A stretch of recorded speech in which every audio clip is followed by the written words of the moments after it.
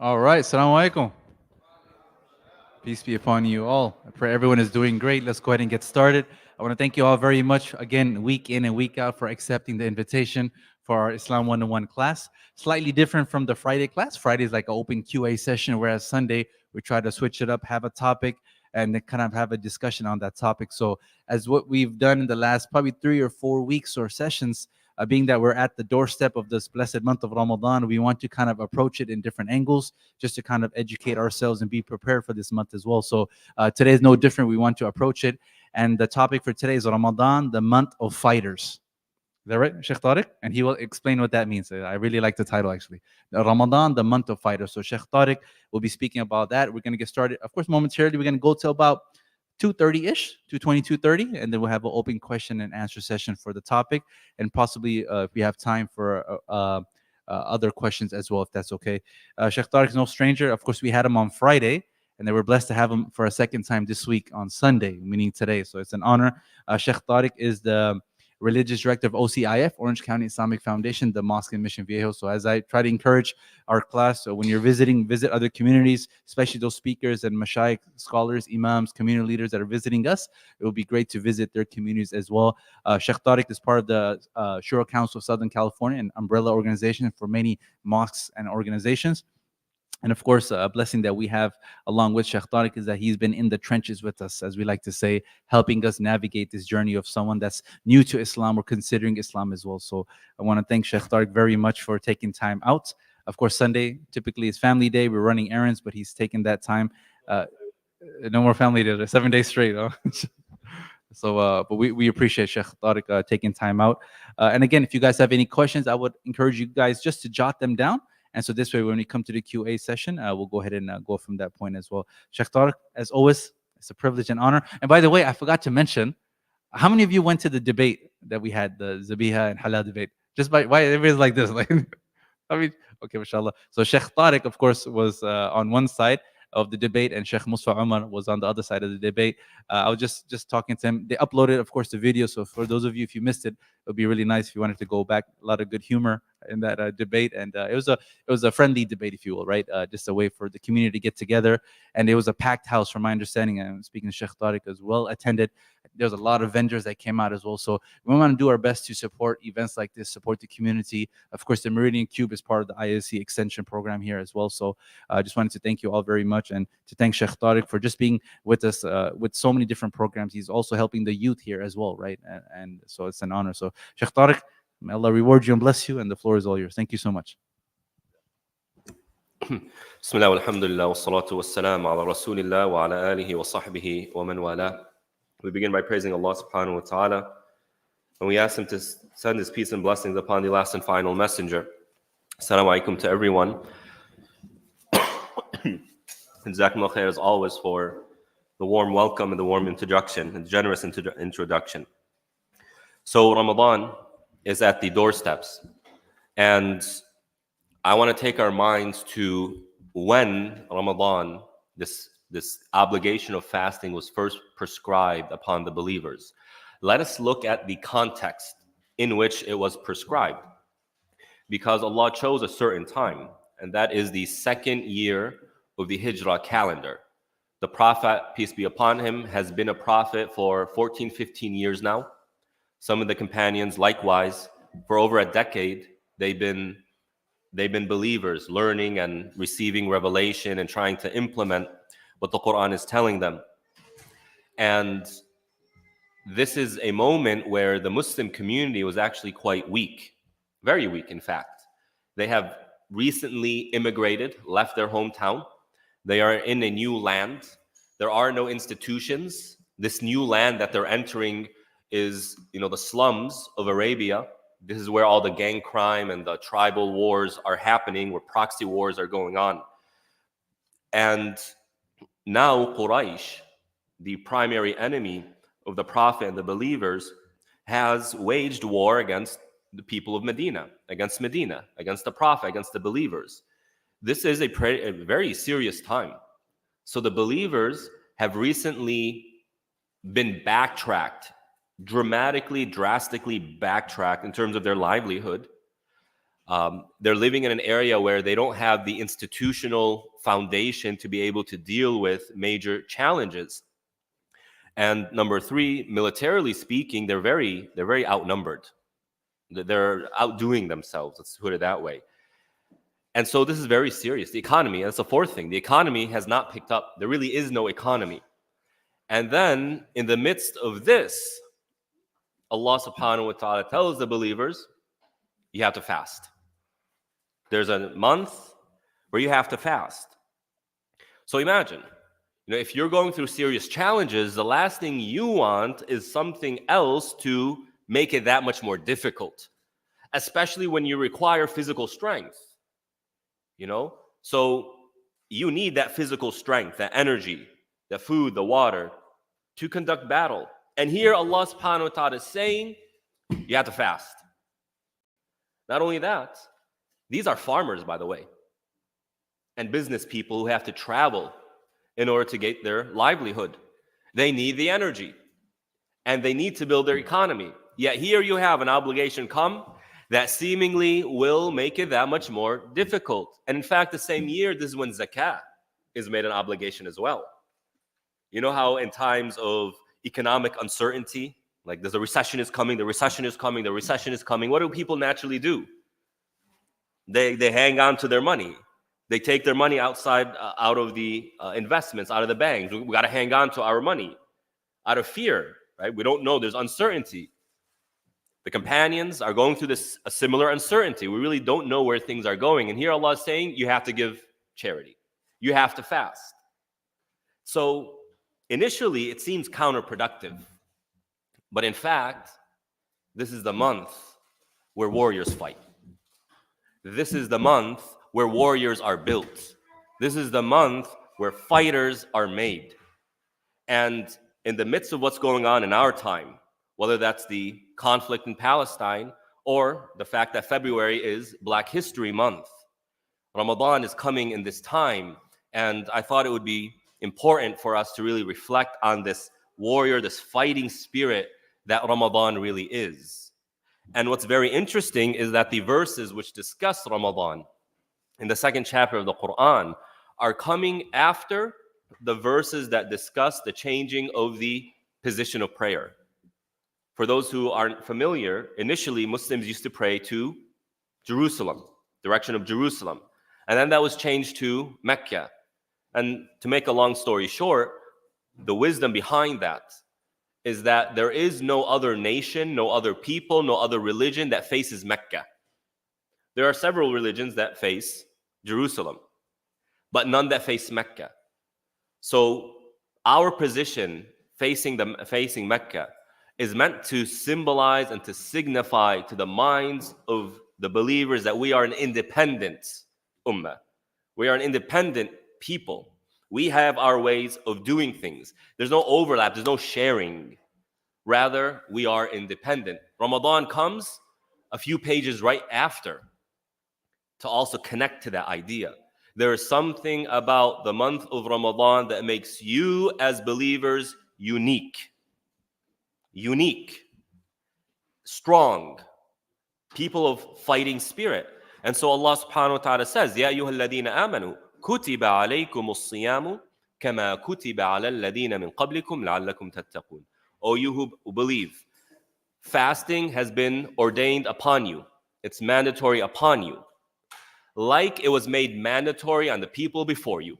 Now, if you really want to dive into the Quran, you want to enrich yourself with the meanings of the Quran, you have to ask the question, why were these words said?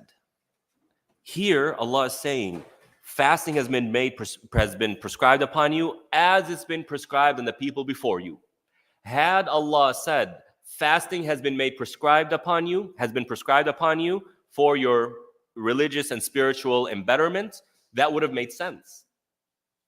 It's enough to be said. But Allah subhanahu wa ta'ala included the fact that it was prescribed on the people before you. Why? To create a spirit of competition. Who are the people before us? The believers before us.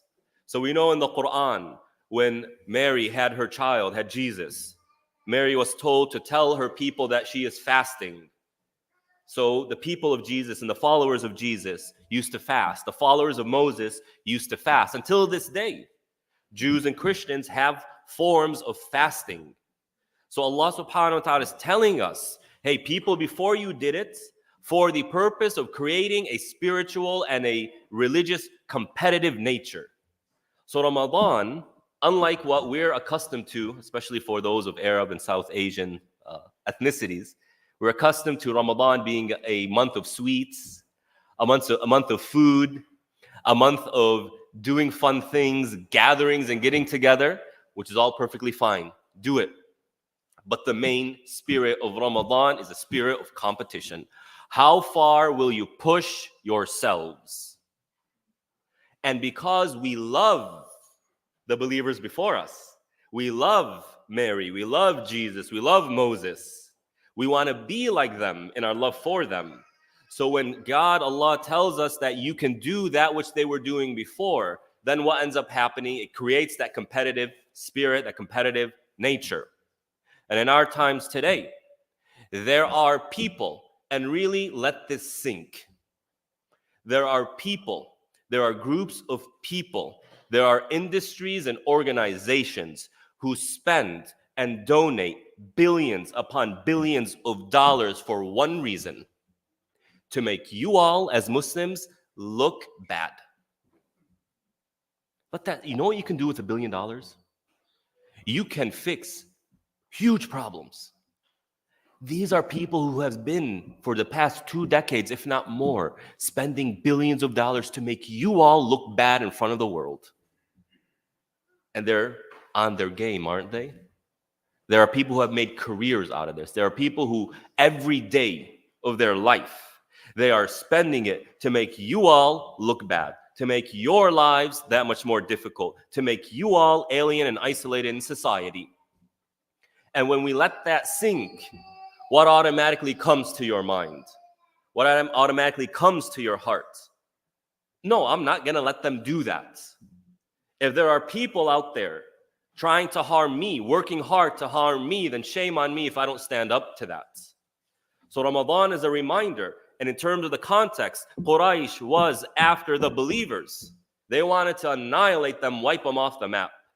And Ramadan comes and says, hey, the people before you used to fast, to get that competitive nature, to muster up that energy so that they could then use it against their enemies, so that they can then use it against the conflict. So with Ramadan coming up, alhamdulillah, the Muslim community all across America and here in SoCal have been on a weekly basis in both LA and in Irvine protesting for our brothers and sisters in Palestine. And now that Ramadan is coming, what do you think people are naturally going to do? They're not going to go anymore. Let's take a break. We don't want to be under the sun, yelling and exerting that energy, using that energy. I need to rest now. So the prediction is that the numbers are going to go down. But Allah comes and says, this is a month of competition. This is a month where you push yourselves to the limit. So don't you dare stop going to those protests. Don't you dare. Don't do that. And that, remember, the people before you were doing this. And the fact of the matter is, human history is a series of people planting seeds for the next generation, isn't it? That's all it is. What we do today as American Muslims are establishing and building and growing institutions in America. How we build these institutions will determine what our great-grandchildren will either enjoy or despise of the previous generation. It's Black History Month. And you know what that means for the American Muslim community?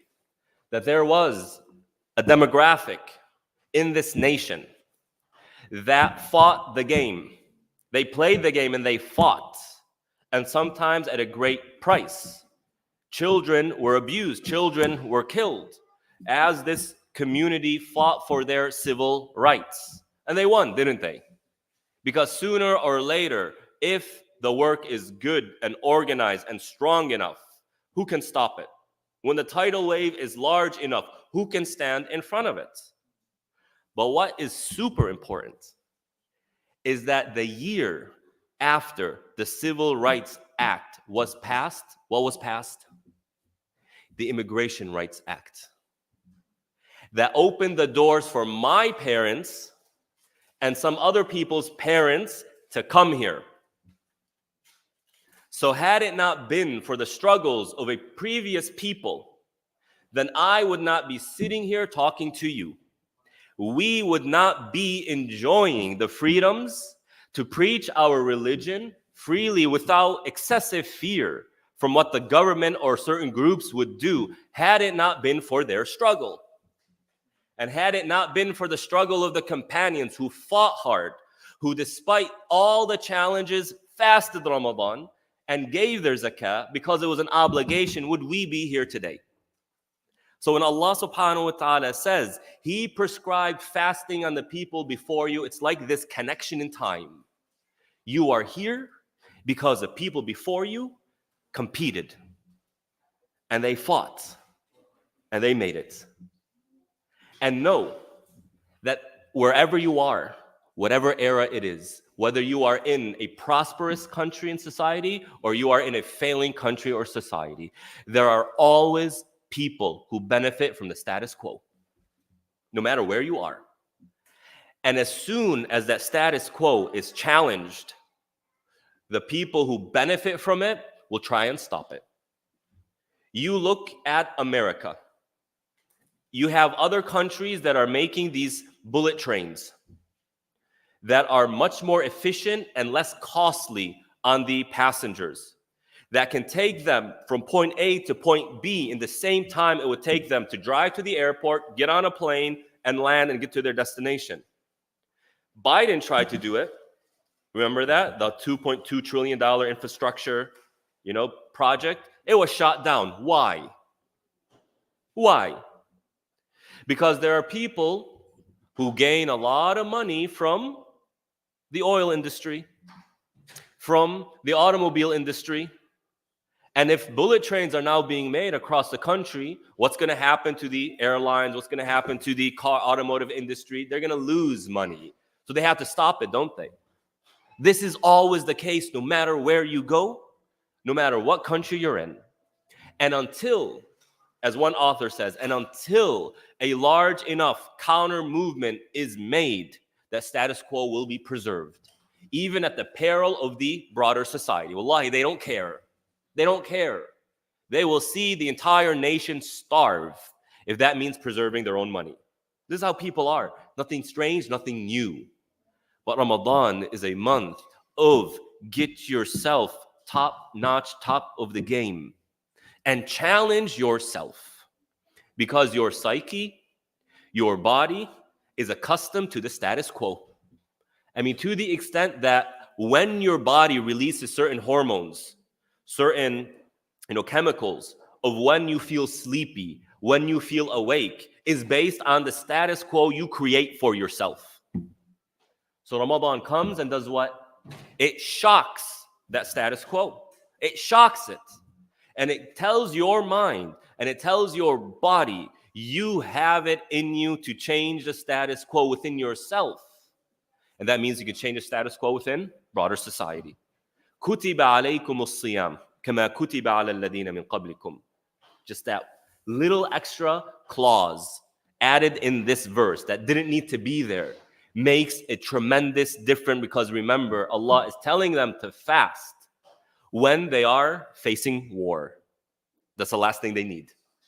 But as history has shown us, the most important battle in the life of the Prophet was the Battle of Badr, which happened in the month of Ramadan. And it was that battle where then afterwards, the consequence was Muslims were now identified as a people. In politics, they look at Muslims as a pawn. So they just kind of throw us around. Although we have numbers, we haven't organized ourselves efficiently and effectively to where our voice actually means something. So the politicians and the elected officials might give us some lip service, but we all know it's lip service. We become accustomed to it. But the fact of the matter is, we haven't fought the battle enough, wisely enough, effectively enough to where they recognize us. But after the Battle of Badr, which occurred in Ramadan, the Muslims were recognized as a people and as an independent people, and Medina had formerly become a state. And now Quraysh, when they want to go somewhere, when they want to do something, they have to take into account Medina. That happened in Ramadan. Also in Ramadan, the opening of Mecca, where the Prophet's vision or the command of Allah was perfected.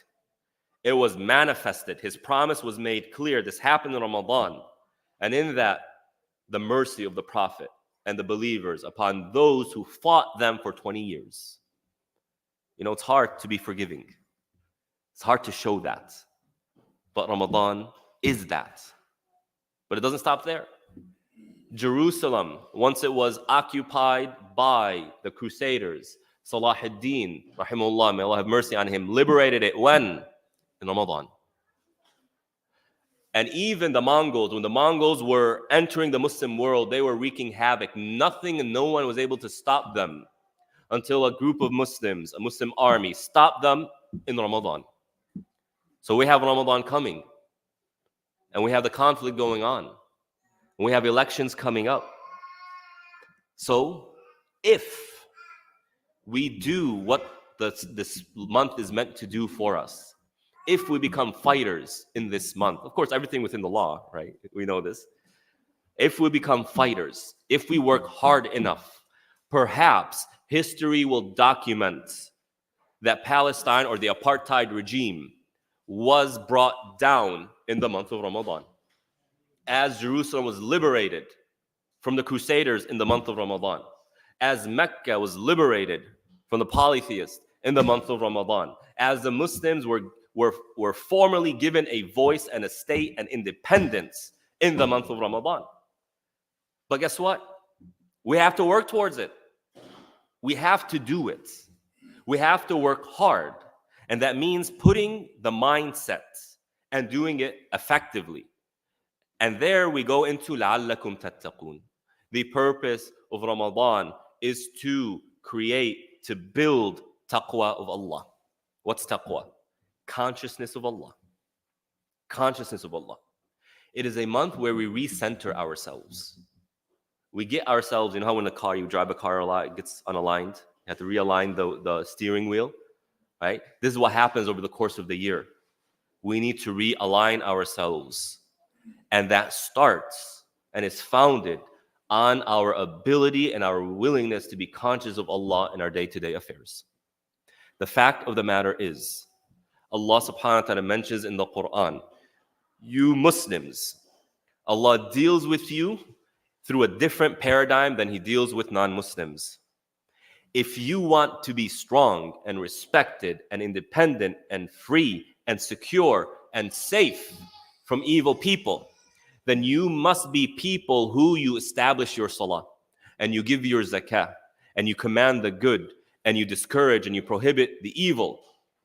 Only then will you see manifest the dreams that you pursue. Only then will you be given gifts from Allah that you are hopeful for. And so when the companions fulfilled this, that is when they started to see victory after victory, opening after opening, strength, increasing their strength, economy growing and growing and growing. The same thing applies to us. So in order to get into that fighting spirit, we start by remembering the purpose of Ramadan, and that is to recenter ourselves spiritually speaking, and that occurs by remembering that Allah is part of your life, being conscious of Allah subhanahu wa ta'ala. Number 2 mentioned in these verses, ayyam and ma'dudat. Ramadan is a few days. It feels like just yesterday I was here giving another talk, preparing us for Ramadan. It feels just yesterday I did the coffee with the Shaykh during Ramadan, and we had iftar together. It was actually Chinese. It was Ma's kitchen. I still remember. Right? That's how quick time goes by. So a month is nothing. We all know it. Ayyam and ma'dudat. But what does this do to create that fighting spirit? And the answer goes back to human nature. We all know this. We all experience it. Muslim, non-Muslim, doesn't matter. This is fundamentally wired in the human mind.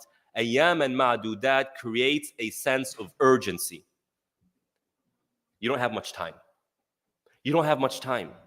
And this is why Allah constantly in the Quran is telling you the day of judgment is near. It's near.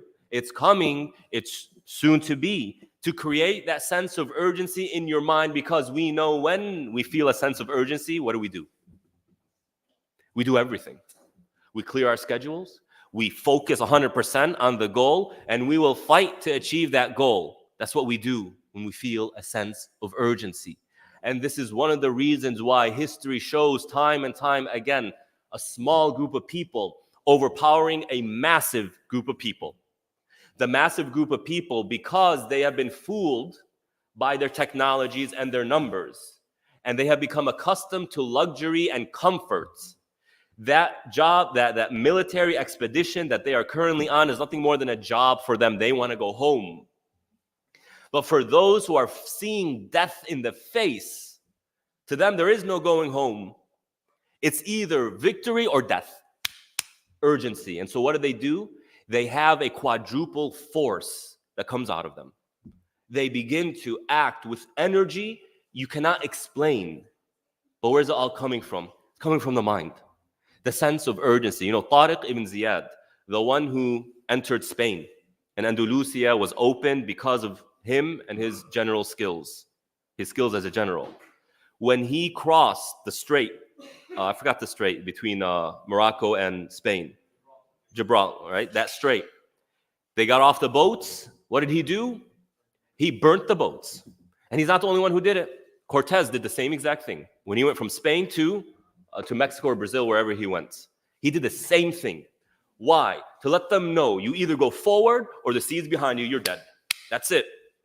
To create that sense of urgency. Ramadan is a short period of time. So remember that.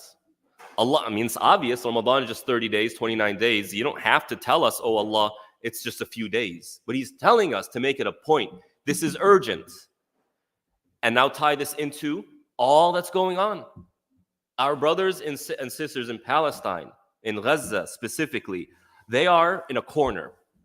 There's nowhere to go. There's nowhere to go. I mean, it's so bad that even Western mainstream media channels are saying, where do they go? Where do they go? What do they do? Well, they have to go north. They have to do that. And I saw a video of a man sitting in one of UNRWA's designated kind of refugee buildings. They're just all sitting there and they hear the bombs. All they can do is sit and wait, saying Allahu Akbar, doing dhikr. That's it. That's it. We can do something. We have the month of Ramadan and the blessings that come with the month of Ramadan. And the fact that the devils are chained, thus you can really muster out the maximum potential that's within you. So there's a sense of urgency here. Not just the 30 days, the fact that Ramadan is limited. And think of it this way. If things don't change during Ramadan, the month of victories and change, then when is it going to change? If we can't make it work in these 30 days, when are we going to make it work? If when the ummah is at the height of their iman and their righteousness and doing of good deeds and the minimum of doing sins, which is the equation for success and victory, if we can't do it in this month, when are we going to do it? The point here is that sense of urgency. I have 29, 30 days to stop the carnage, to stop the nonsense. And let me just be real here. Don't be depressed if it doesn't happen, right?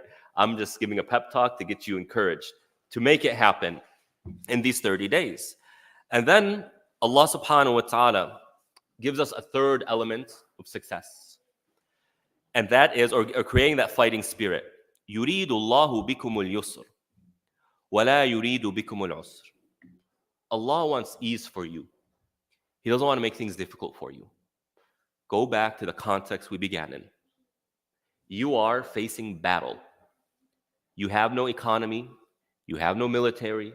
You have no institutions. You have no states. You have no department of government. You have no allies. And on top of that, you have to fast. You have to give your zakah. And now here Allah is coming saying, He's not making things hard on you. He's actually making things easier on you. This is not adding up. How is that the case? And the answer is Allah knows better and we don't know better. We tend to think something will bring us ease when in all actuality it will bring us difficulty. And we think something is a source of difficulty when in all actuality it is what brings us ease. Going back to the question of the economy, how people are very concerned, the recession, should I keep my money? People begin to withdraw their money. Very interestingly, when economists study the bubbles, the market bubbles and the collapse of markets and whatnot, they're never able to agree or find a strong explanation as to why the bubble happened. They can't. But what they say is consistent is that what actually causes the collapse is the fear that spread through media saying the economy is going to collapse, causing people to withdraw their money. And what happens? It collapses. It collapses. They think they're bringing ease to themselves by withdrawing their money, but in all actuality, by doing that, it's bringing the difficulty. Similarly, we think giving zakah in times of economic uncertainty is a source of difficulty. But in all actuality, it is part of keeping the economy healthy. So if the withdrawing of money is what causes the market bubble to burst, then doesn't it mean had they kept their money in the economy, it wouldn't have burst? Similarly, when we give our zakah in times of economic uncertainty, economic difficulty, you're not bringing yourself a difficulty. You're actually facilitating the ease to keep the market going. And the same must be true when it comes to fasting. What it is, maybe that's a separate talk. But there's something about fasting that makes you stronger. And perhaps that just goes back to what we were saying earlier, creating that recentering of the self, where Allah becomes dominant in your mind, your constant thinking of God, and from there you get your strength. Because Allah subhanahu wa ta'ala says, "O you who believe, when you meet your enemies, be firm and remember God a lot, so that you're victorious." For the believer, the remembrance of God is a source of strength. And so when we fast, our good deeds are higher, our sins are lower, our worship is higher, and thus we are empowering ourselves. We're not weakening ourselves. So it is your source of ease, not your source of difficulty. And Allah has made fasting in a way where it's meant to be simple and easy. You can do it. So it is a month that brings you ease, either directly by fasting or indirectly through other ways. And then you can use those elements of ease to empower your cause. So once again, see fasting as only empowering you and your voice and your effort and your energy when it comes to the various causes we are currently undertaking, whether that's Palestine or beyond. Right? And then the last point. No, I'm sorry. I have 2 more points. 3 more points, actually, real quickly. Aspect number 4 of how Ramadan makes you a warrior. Allah subhanahu wa ta'ala says, Ramadan is there, لَعَلَّكُمْ تَشْكُرُونَ, so that you are grateful. So that you are grateful. Gratitude, just Google it, the psychology of gratitude. A human being who's not grateful is a human being who's weak. A human being who's bound to fail. And you know what's very interesting? You find non-Muslim authors writing about this, about human nature. There is something about gratitude that makes you human and that empowers the human being. And an ungrateful person loses an aspect of their humanity and an aspect of their strength. Gratitude is about recognizing what you have. And the fact that what you have is a blessing And by merit of it being a blessing, that means it is something you can use to your advantage. Or else it wouldn't be a blessing, would it?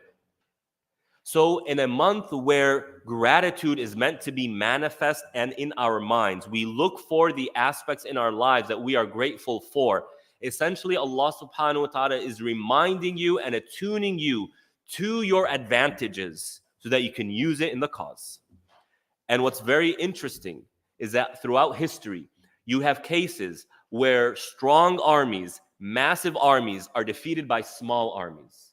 Medium-sized armies who defeat large armies, small armies who are defeated by, like, all of it. There is no such thing as a guarantee when it comes to human conflict, but rather those who are victorious are those who recognize what their advantages are, recognize their weaknesses, and convert them into advantages and strengths. But people who are drunk with strength and power, they end up converting their own strengths into weaknesses. Hence, what does Allah subhanahu wa ta'ala say? وَكَمْ مِنْ فِئَةٍ قَلِيلَةٍ غَلَبَتْ فِئَةً كَثِيرَةً بِإِذْنِ اللَّهِ. How many times has history shown us a small group of people defeat a large group of people? How many times? All the time. Many, not all the time, many times. David, Dawood, and Goliath. We tend to see it just as a miracle. Something happened and God did his work and Goliath was killed. Why don't we see it in a different light? That Dawood alayhi salam, by merit of being a grateful person, as God describes him in the Quran, he was able to channel his strengths.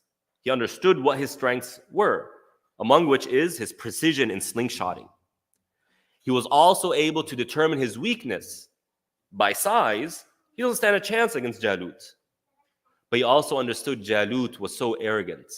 He can use that arrogance to his disadvantage. So David looked at Goliath up and down, found his weakness, used his strength to attack that weakness. Hence, David was victorious.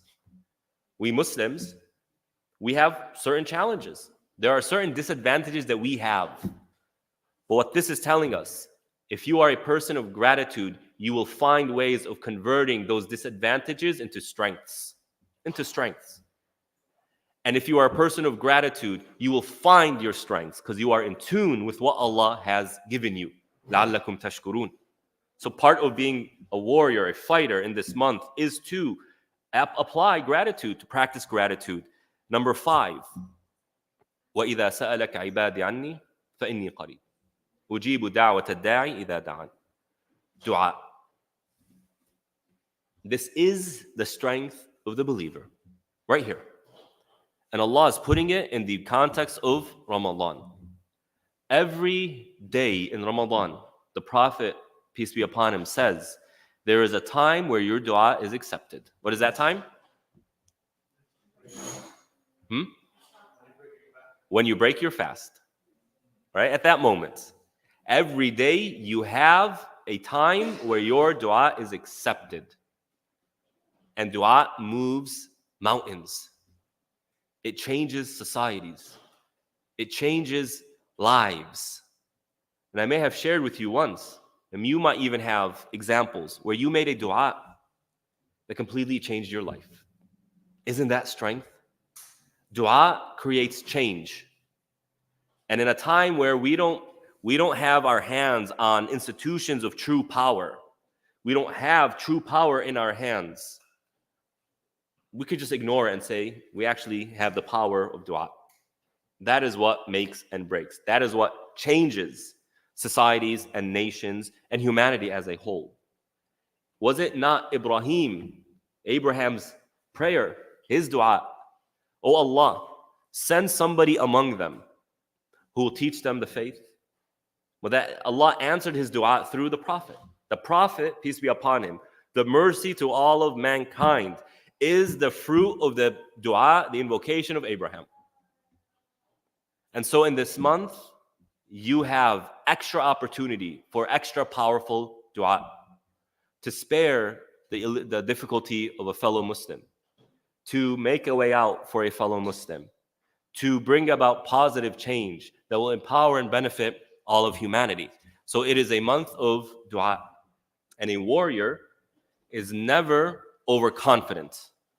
Rather, a warrior is somebody who is humble and in their humility realize they need help. And so they go and reach out to Allah. Now, every time before I give a lecture, I make a dua, understanding that I really don't have much to offer unless Allah subhanahu wa ta'ala helps me do it. Now, I have put together what I thought would be excellent talks, turned out to be garbage. I wish I had never said it. And I've put together, things that I thought would be not so interesting, but through dua were quite successful. So a warrior is a warrior when they realize their weaknesses and their need for support and for strength. And thus dua becomes an important weapon in the arsenal of a Muslim fighting in the month of Ramadan. And last but definitely not least, Allah subhanahu wa ta'ala concludes the verses about Ramadan by saying, you are allowed to continue to have your, marital relationships in the nighttime of Ramadan. And Allah subhanahu wa ta'ala also says in this verse, eat and drink until Fajr, dawn comes about, and then stop. I find this very interesting. Why? Because, this is kind of worldly things. This is a month of Ramadan and ibadah and worship, and we want to giving this pep talk. Let's do it. Let's muster up our maximum potential. Then Allah comes and says, hey, you can do these things as well. And a lot of people are having difficulty enjoying even the most mundane parts of life today. They eat, they can't enjoy it because of what's going on in the world. They go to a supermarket to buy things. Some people have told me that I just left my car. I didn't even buy anything. I couldn't. How can I buy this while there are people being slaughtered? How can I do this? I can't find it in my heart to do this while all this is going on. And that's a valid human, experience. But remember, the companions were facing something similar. Although many companions made it to Medina, not all of them were able to. Some companions were stuck in Mecca under the harassment and the oppression and the persecution of Quraysh. And there were other things going on. Here Allah subhanahu wa ta'ala is saying, part of your strength and being a warrior is to continue to do what you normally do. To continue to do what you normally do.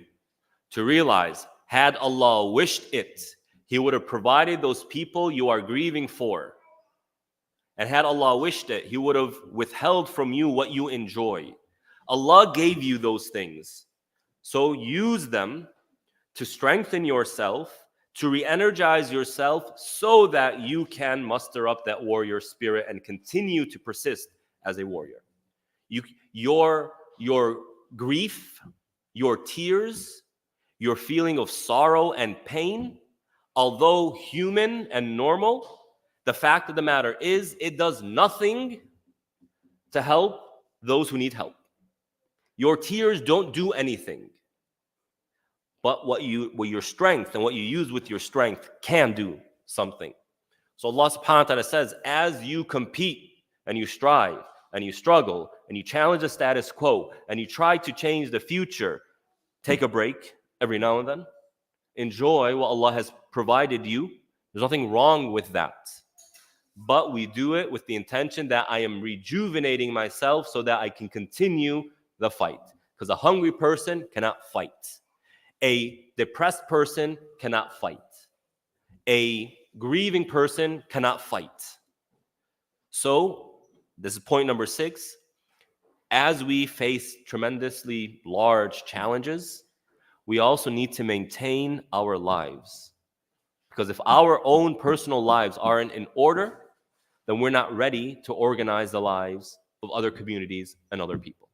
So we ask Allah subhanahu wa ta'ala to bless us in this upcoming month of Ramadan.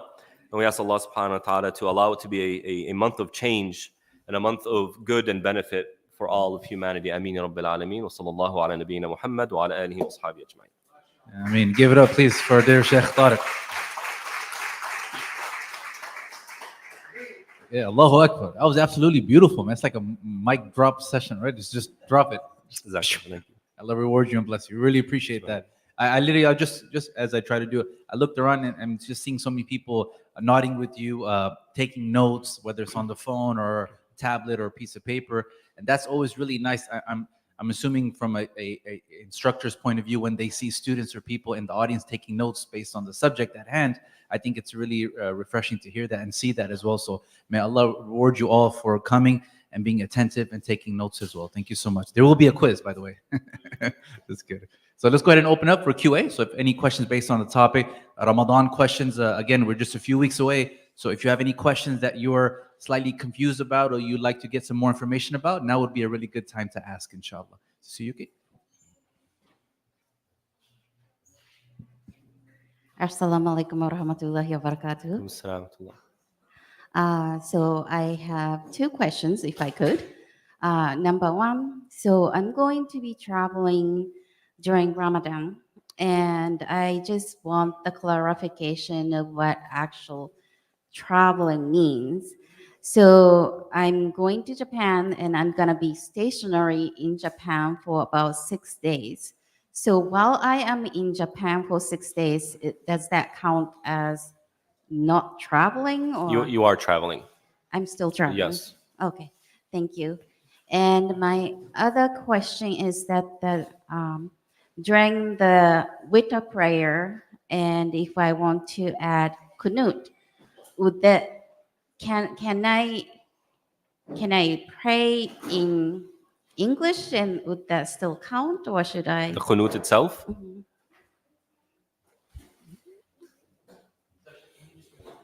Yeah, so the question is, in witr prayer, there is that after ruku', after bowing and getting up, there's a qunut, there's a dua that's made. And we do it in Ramadan. So anybody who's prayed Taraweeh during the month of Ramadan, at the end, you know how they make the dua? That's qunut. And the question is, can that be done in English? And the answer is, I don't know. I don't know. Thank you. You're welcome.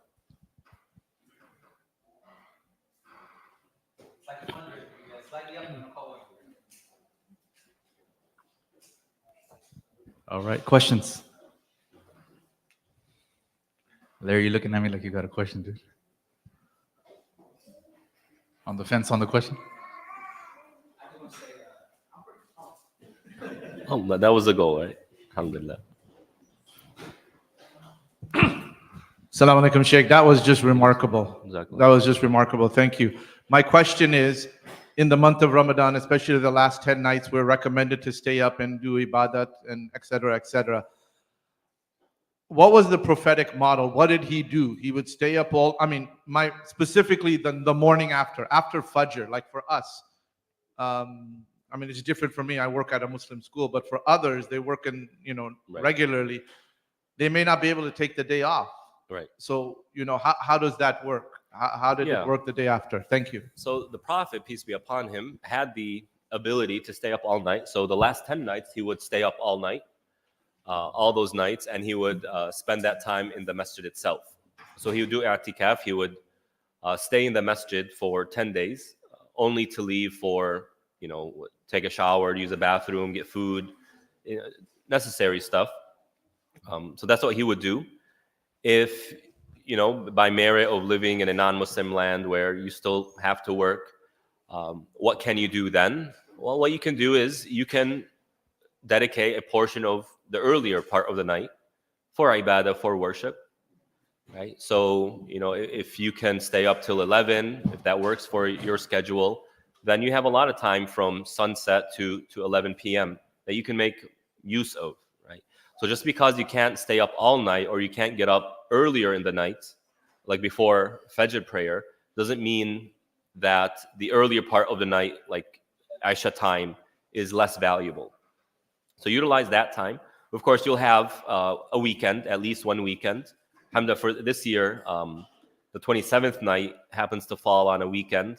So, that's great for the community. If you can take some days off, it's definitely a good way of taking days off, especially for the 27th night. But again, the 27th night seems like it's going to be Friday going into Saturday. So you're already off. People are already off. So that's what I would say. Just make the best out of what you can. follow. So if you stay up, like for us, if we stay up the whole night, we pray for it, we go to bed. Do we sleep till like 11 or 12? That's fine. Yeah. When are you going to sleep? You have to sleep. Assalamu alaikum, Shaykh. Salam. Jazakallah khair. That was a yeah. beautiful Exactly. everything. MashaAllah.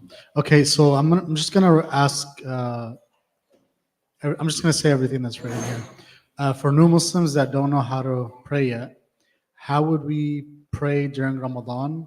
So far, I only memorized Al-Fatiha in the short process of learning other short surahs. So I think, Yeah. So all you need is Fatiha. So if you have the Fatiha, you're set, right? So they can pray with just the Fatiha as they learn other surahs. No problem with that. If what they mean by they don't know how to pray, they don't know the positions and whatnot, there are apps now. There are books. So there's things available. What they can do is while they're praying, they can have their book open and just follow the steps of the book. Or there's an app. You can use that app. Just follow the steps of the app. Or if there's a prayer rug, sometimes there's a prayer rug and it's written, all the steps, perfectly fine as well. Jazakallah Yeah. khair.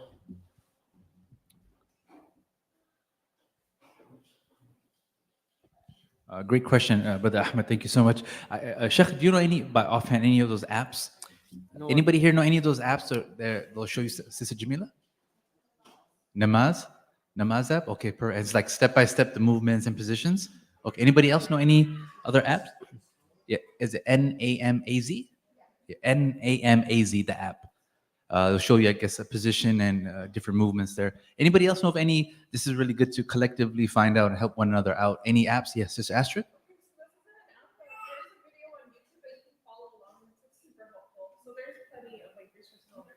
Perfect. Excellent. Is it like a long video, or does it break it down by prayer, or do you know? Excellent. Perfect. Excellent. I saw another hand here. Jesus? Muslim Pro? Oh, has it on there as well? The step. Okay, nice. Okay. I know this that app is slightly questionable. But all right, perfect. Questions? Again, a few weeks away from Ramadan, so if you have any questions, now would be a really good time to ask those questions. Assalamu alaikum. I just want to go back to brother. I didn't get his name, but his question. I think when you say praying all night, normally on a normal day you would stop praying at 6:30 p.m. But during Ramadan, when you say praying all night, what does that? When it's mean? actually night outside. Yes. What does that mean? Like, we're praying literally all night? Yeah. When it's nighttime, when the sun is not out. Yeah. Okay. You don't have to. I mean, I want to. I want Right. to do it, but I think it's my first Ramadan, so I'm like, do I come here and I do that nightly prayer? You could do it here, yeah. So I'm sure there'll be a certain time where they do what's called qiyam, night prayers. So it'll be scheduled, and I'm guessing there's breakfast as well, or yeah. So the last 10 nights is when all the activities are. So just pay attention to the flyers, and they'll have all the information. Okay. Right? And of course, at home you could do it on your own, and then you can come here when it's time for that. And so there are options for you. Yeah. I mean, the only way we're gonna actually find out how it is, it's doing it. So. Sure. Okay. Thank you. You're welcome. It's actually a really good question Sister Tabitha brings up. Sheikh, if you can just even simplify even more. I know you're doing a great job, but for those that this is their first time around for Ramadan, we're accustomed to the 5 daily prayers, and after Isha, the number 5 prayer is kind of like, okay, we're good until the next morning. But Ramadan is slightly different, that we have some nighttime activity or encouraged prayers. If you can just shed some light, you already have. If you can a little bit more, I would appreciate it. Sure. So in general, whether in Ramadan or outside of Ramadan, night prayers are very highly recommended. This is praying anytime during the night. And even more so, the later on it is at night. So the closer you get to Fajr prayer, the more rewarding that prayer is, especially if you go to sleep and wake up maybe 30 minutes, an hour before the dawn prayer. This is a golden opportunity, especially when you incorporate the fact that this is a time where dua, invocation, is accepted by God. So in general, throughout the year, praying at night extra prayers beyond the 5 daily prayers is something highly recommended. And so in Ramadan, since it's a month of multiplied reward, right? Reward is highly multiplied. And the fact that the Prophet, peace be upon him, he himself emphasized night prayers, you find that in the month of Ramadan, the Muslim community is by and large practicing these night prayers. For the first 20 days, what we call Taraweeh, the prayers that are prayed after the 5th prayer of the day. And then in the last 10 nights, the last 10 days of Ramadan, they add along with the Taraweeh prayers what's called Qiyam, night prayers, which normally occurs 2 hours or so before dawn prayer. So I hope does that clarify? And just to add to that, Sheikh, so when somebody is engaged in the prayer in this context, of course, the standing, the bowing, Yeah. do you do it in units of 2? You How can do do it in go units about of the 2, you can do it in units 4, in units of 6, 8. There's flexibility in this regard. If you just want to stick to 2, that's perfectly fine. Right? Maybe a little bit easier for now. So units of 2 that are done out loud or silently, whatever you prefer, either is fine. So units of just like the dawn prayer, the Fajr prayer, for example. Yeah. You do it in that similar format, the In a bowing. similar across- format, yes. And then also, if someone's trying to liven up their nighttime, so they're praying, also prayer meaning supplication, that's something encouraged as well, Right. Sheikh Tarik? Of course, anytime. Right. Even more so in Ramadan, because it's a month of blessings. It's like diversifying, as they say, the portfolio, right? Like you're doing as much good deeds as you There can you in go. there, right? There you Reading go. the Quran and so forth. Excellent. Perfect. Thank you so much. Again, I really appreciate Sheikh Tariq being very patient with us. For those that are going to the first Ramadan or even their second, but even as a reminder for everyone, it's really good to just kind of go back to the drawing board and just kind of recalibrate, right? As best as possible. So thank you so much. All right, questions? I got a few here, but I want to make sure I give everybody an opportunity here. Yes. You're putting me on the spot, man. That's a good question. The question is, what specific programs are we doing for the guide program, which is our new Muslim and outreach program? We're actually finalizing all of it, but just to kind of give you, for those of you that are here and a number of you are streaming online, inshallah, God willing, our hope is to provide iftar, the fast-breaking meals every day, up to a certain capacity, of course. We have a really large group, but we try every Ramadan to provide these meals, whether it's on-site or it's drive-through style. We'd like to do that. Fridays, we're going to continue our coffee with the Shaykh, which is an open QA session, 1 hour before sunset, so 1 hour before Maghrib. We do the QA up until sunset, and then we pause for a few minutes, as Shaykh Tarik talked about earlier. We supplicate together, and then we break fast together. We pray, we come back, then we have dinner together, which is really nice. And then Saturdays is the community fast-breaking meal. So the whole community gets together. So Friday is specifically for our new Muslim community. Saturday is for the whole community. So that in that format, all 7 days, if I'm not mistaken, are covered, inshallah. Our classes will continue, the Sunday and the Friday classes. We also have our, what we call our interfaith event that's called Fast with the Muslim, where we encourage people of different faiths, whether family members, neighbors, co-workers, to take part in 1 day of fasting with us. Whether it's half a day, even if they don't fast, it's not a problem.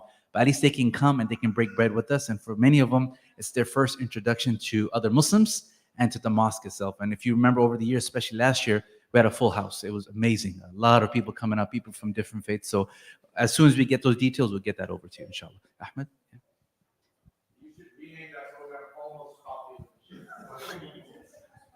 Assalamu alaikum. I just wanted to just put a reminder that if you're, you don't have to pick up the food and go home and eat it. You don't have to eat alone. You can, there's going to be brothers and sisters eating here as well. So you can also join us, inshallah. Just sometimes it's not good to eat alone. So, inshallah. My question is, what is the reward for Ramadan? So there are a few hadith that highlight the reward of Ramadan.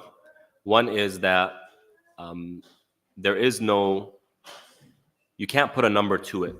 So Allah subhanahu wa ta'ala teaches us that Ramadan is very unique, and therefore the reward is directly from Him, which is another way of saying that there's so much reward, it can't even be described. And then, of course, forgiveness and expiation of sins is another reward of Ramadan. So between these two, you could just kind of expand in that regard. So tremendous reward numerically, and also part of the reward is the forgiveness, expiation of sins.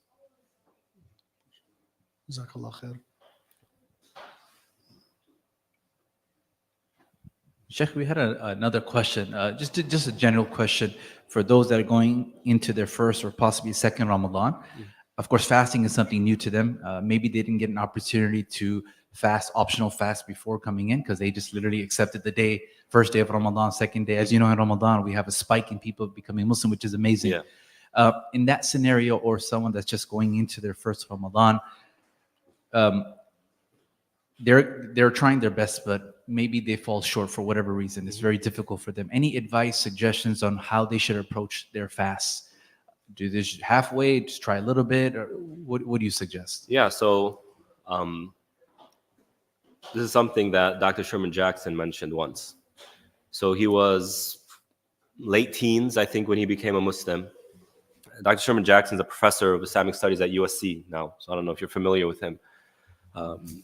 So he says that he became a Muslim, late teens, something like that, and Ramadan came about. And he fasted. The first day he had a migraine, and he was thinking, I have to do this for another 29 days. And then he's talking to the audience, and he said, that's how I was thinking, but you know what? We did it. We did it anyway. So going in, it's not going to be easy. You know, I had the privilege of fasting when I was a little kid. So I've never had this period of my life where fasting was not part of it. So my psyche, my body, Ramadan has been part of it since I was a young kid, right?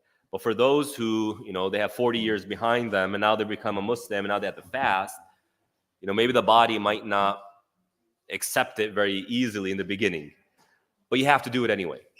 So go in with the mentality of it's going to be painful, but I can do it and I need to do it. I must do it, right? I don't have the option. Try and stay away from environments that might encourage you to break your fast. So maybe for the first week or so, if you're accustomed to visiting your family that's not Muslim, and they're eating and they're drinking, why don't you drink? Why don't you eat? You might want to avoid that for a while. Stay around Muslims who can support you, reinforce what you are doing. Try and do that if that's plausible. But really, it's just about the mindset. I have to do this. Right? It's an obligation from God, and it's doable, even though it feels difficult. So that's what I'll say in that regard. If you fall short for whatever reason, you can contact me, and we can go through how to make that up. Thank you so much, Sheikh. Just a few more questions here, but before I take it here, anybody on site? Any last minute questions for Sheikh Tarik? Everyone doing okay? Excellent.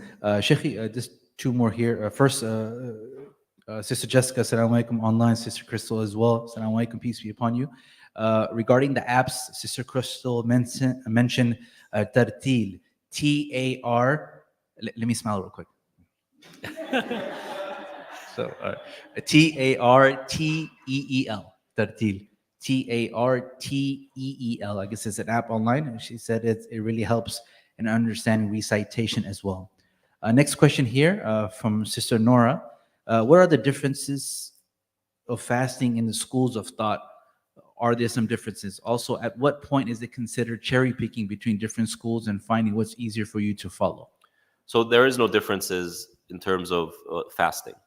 When you start fasting, when you end fasting, it's all the same within the schools of fiqh. And what is required to refrain from is all the same. Where there's a difference is in terms of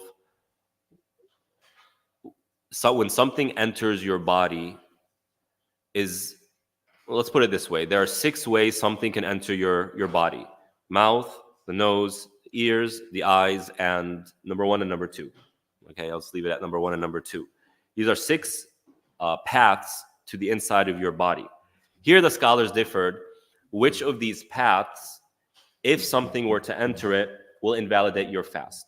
They all agree that the mouth and the nose, anything that enters willingly by your choice through the mouth and the nose and reaches the esophagus, then the fast has been invalidated. The other 4, the scholars differ. My opinion is that none of them break your fast. So if you need to take ear drops, eye drops, perfectly fine. If you need to take a suppository, that's fine. It doesn't break your fast. If you need to do blood work, you need to get a shot, does not break your fast. All right. So that's in regards to the differences.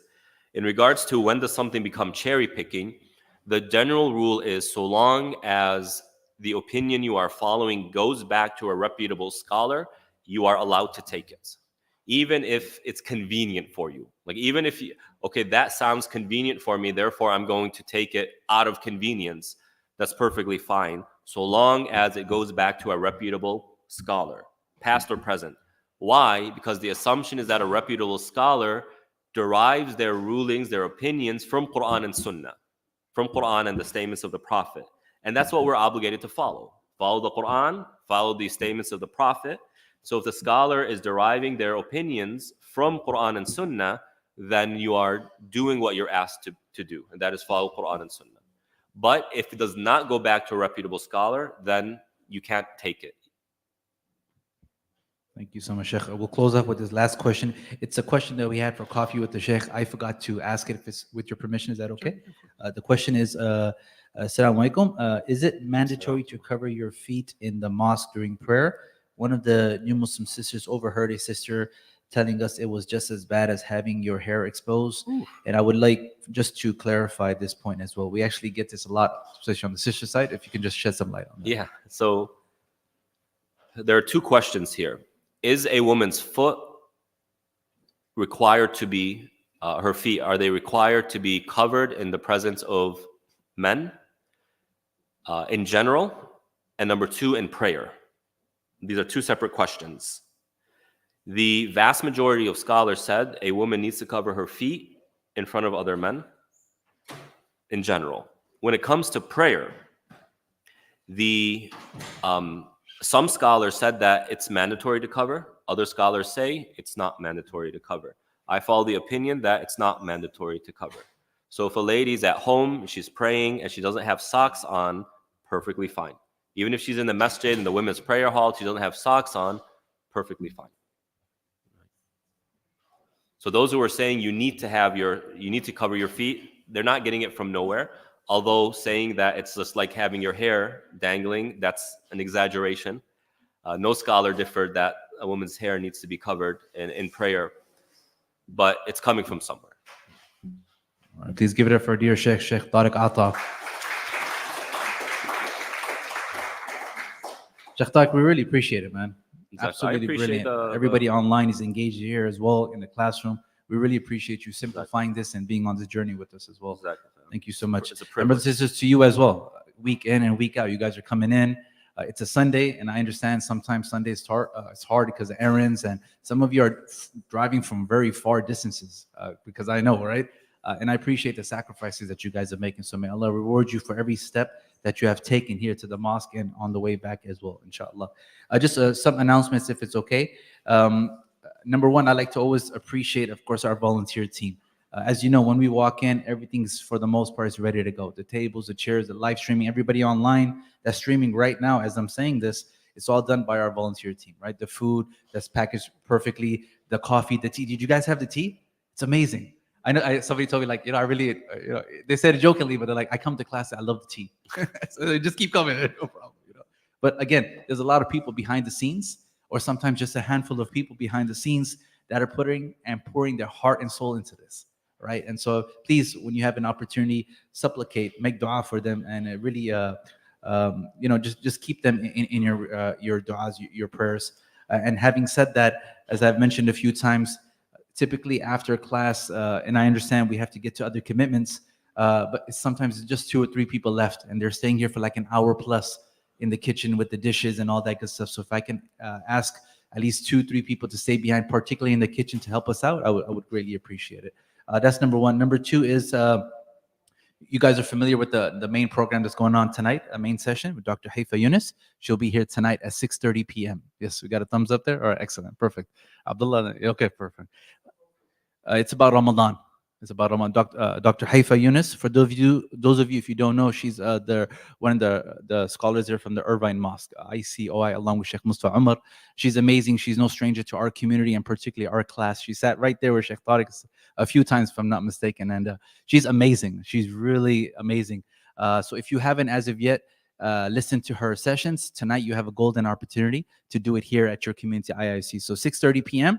she will be here along with Sheikh Muhammad Al Zahid, and they go till about 7:30 p.m., which is the number 5 prayer, the Isha prayer. So please make sure you come. I think they wanted registration, but somebody told me the registration was completely full. So how they're gonna navigate that? I'm assuming they're expecting a lot of people to come. So just I didn't say even though it's being live streamed, but just come, just come. If I get fired, it's all good. If you don't see me here tomorrow, that's the reason why, inshallah. But come tonight, inshallah. Number 2 is, of course, we have a little donation box here. My apologies. I don't mean to inconvenience you guys, but we always leave it here because I hope you see the fruits of this effort. And we're expanding, and sometimes it's just hard for the team to keep up. So we do have expenses that happen. So if you can help us to offset those expenses, we have a QR code, or if you want to drop cash, totally up to you, but we appreciate it. And please, again, don't ever let money stop you from coming to our classes. I know we have social Sundays, and sometimes we put a minimal price on there. Sometimes it's not even covering our expenses, but don't ever let the money stop you from coming. It just helps us to offset expenses, right? So please do consider that. If you know somebody that would like to support us in some capacity, they want to sponsor the food or something like that, it would be an honor. So please do let us know regarding that as well. Of course, we have some meals left over here, drinks, coffee. I think the tea is completely gone. I think I got the last cup of. I'm so sorry. I had like 2 cups. I overdid it today, but it was really good. But on your way out, feel free to grab some. And then what we'll do is we would have to put the tables and chairs away if it's okay. But in a moment, I wanted to highlight weekly. We're blessed. People joining us for the first time today is no different. I wanted to welcome Miss Cecilia. Cecilia, can you just raise your hand, please? Cecilia's sister. Yes. Sister Cecilia is our dear sister, Sister Jamila Silva's mother.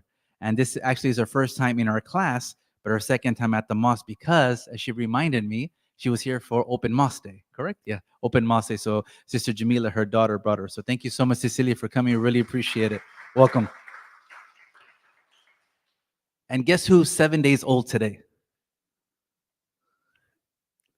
7 days old. Yes, Sister Veronica. Do you guys remember Sister Veronica there?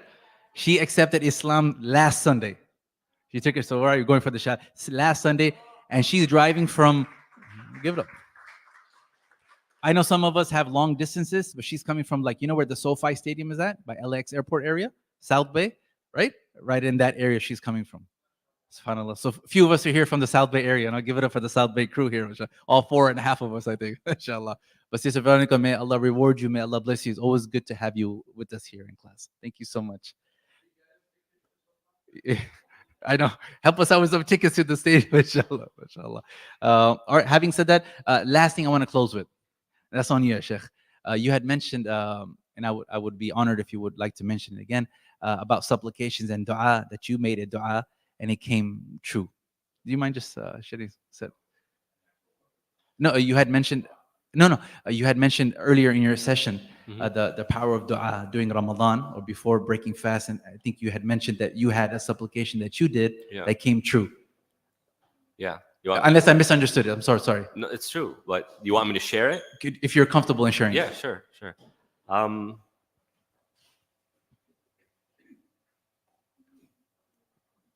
You don't have to if you're not comfortable. No, I'm trying to. I'm comfortable. I'm fine. I'm just. I've heard it before. Okay, sure. So when I first went to Jordan for my studies, although ethnically I'm familiar with what's going on, I've gone to Palestine. I spent summers in Palestine many times in my childhood, so there wasn't a culture shock. But for the first time, I was there to actually stay. And now I had to navigate a new terrain without really knowing how to navigate it. And I had no idea what I was doing as, somebody born and raised in middle-class suburbia, where if you're cold, you just go to the thermostat and you raise the temperature. If you're hot, you go to the thermostat and raise the AC. That simple. And you have your car and you know where everything is. I didn't have anything of that. And so these homes don't have heaters in them. I didn't have a heater. I didn't even know where to get a heater from. And so it was really cold. It was very difficult. And so the homesickness and loneliness began to really creep up on me. I've never dealt with it before. And it was really dark days, very cold days for me. And in moments like that, like you just want to quit. And some do. You know, I've come across people who, same situation, they quit. But for whatever reason, when I was doing one of my prayers, I made an invocation saying, "Oh Allah, send me somebody who will teach me the religion." Right? And notice I said, "Send me someone." Not send me to somebody. You know, send me someone. And so, you know, the first semester finishes. This is the first semester of my studies, and I go back to America to visit. Very relieved, but very like I didn't know if I wanted to go back. And I remember when I took my car to go to the airport back to Jordan, like that was a really defining moment because I didn't want to go back. But I went anyway. And when I went back, things just started to happen in a very interesting way. I was sitting in my class, in a classroom. And at this point, like I'm a little bit cranky. I'm very cranky. I don't want to talk to anyone over there. People just talk to each other. It's not like here where it's weird. No, you just sit next to a random person. You talk. How many? Who are you married? Who are your parents? How many brothers? It's very normal over there. So I'm cranky. This guy comes next to me. Like, man, this guy is gonna come and start asking me these questions I don't want to answer. And of course, always the first question is, "Where are you from?" And so I didn't say America. I say America. I say, "Oh, I have a cousin there. I have my uncle's there." No. I said Illinois, the state. I'm thinking that he's not going to know what Illinois is. And I say Illinois, and then he responds to me in English. He says, "Really? I lived in Chicago." Yeah. Yeah. He said, "Where in Illinois?" I said, "Orland Park." He said, "Yeah, I was in Bridgeview, which is the place I used to go in my childhood to the masjid. That's where the masjid is." This guy was like, he was in my neck of the woods. Anyway, we build a friendship. Now I have somebody who can help me out. And he happened to go to a Shaykh in a masjid. He's like, "Hey, we're going to this lecture. Do you want to come?" I say, "We come." I go and get introduced to him. And this is the person who takes me under his wing and introduces me to my wife and. So that's just one.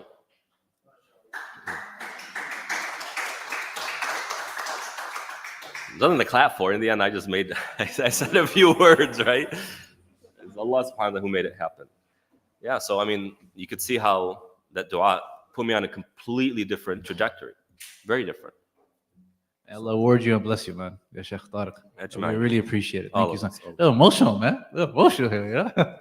It's just the power of dua, right? Like I think we underestimate it as Muslims, as believers, that this is, as you said, a tool in our arsenal, our toolkit that maybe seldomly we use, and it comes out during Ramadan where it should be 365 all our life, right? Just Yeah. constantly be engaged with the creator of the heavens and the earth, of choosing us.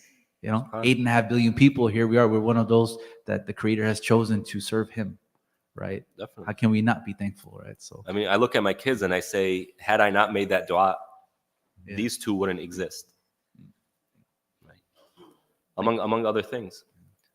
Allah reward you. And by the way, this isn't unique. Like some people think, "Oh, mashallah, his dua is accepted." This is for anyone.